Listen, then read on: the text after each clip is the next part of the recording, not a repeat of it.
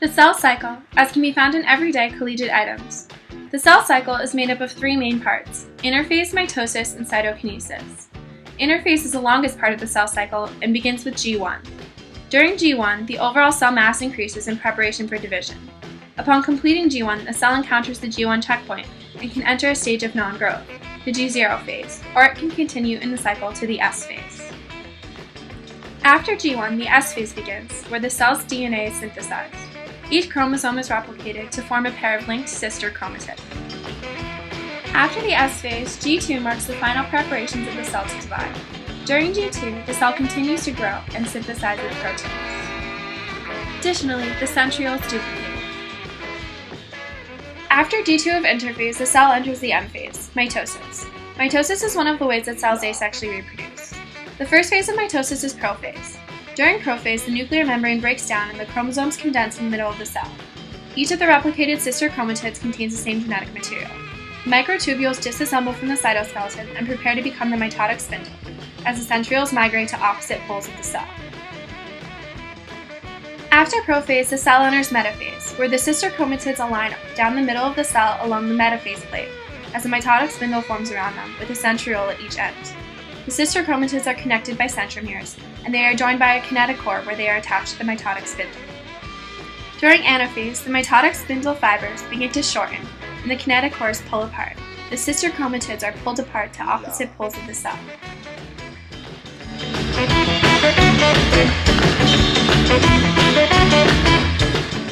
In telophase, the chromatids have reached the poles, and the mitotic spindle has disassembled.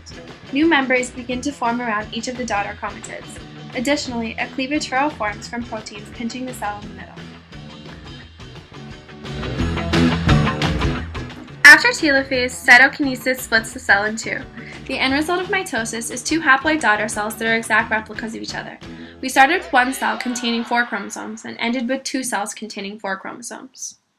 The function of meiosis is to create gametes or sex cells.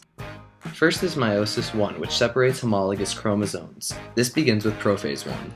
In prophase 1, the replicated homologous chromosomes go through crossing over while they are in synapsis. Each pair has at least one chiasmata where crossing over occurs.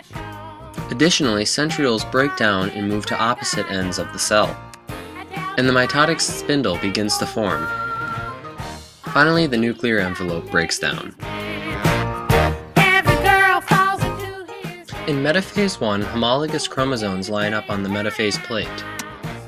Each pair of homologous chromosomes is attached by the kinetochore, one on each side. In anaphase, the sister chromatids remain together, but the homologs move to opposite ends of the cell.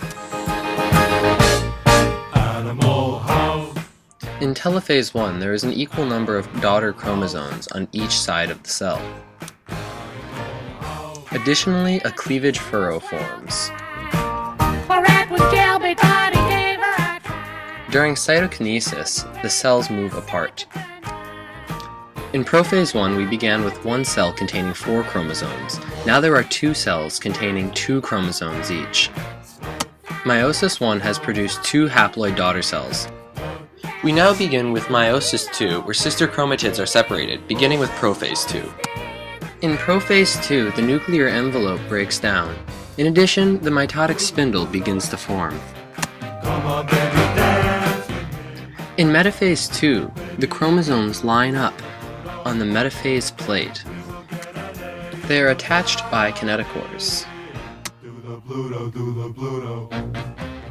In anaphase 2, sister chromatids move apart to opposite ends of the cell. Additionally, the cell elongates. The proteins holding the sister chromatids together break down, allowing them to move apart.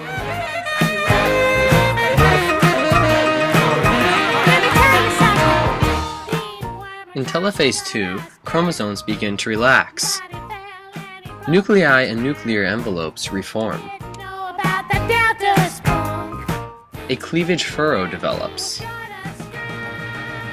Cytokinesis produces 4 unique haploid daughter cells. In the beginning of meiosis, there was one cell with 4 chromosomes. Now there are 4 cells with 2 chromosomes, all haploid. The main differences between mitosis and meiosis include that through asexual reproduction in mitosis, one division occurs in which 2 identical daughter cells are formed. In meiosis, 2 divisions occur through sexual reproduction and produce 4 haploid cells.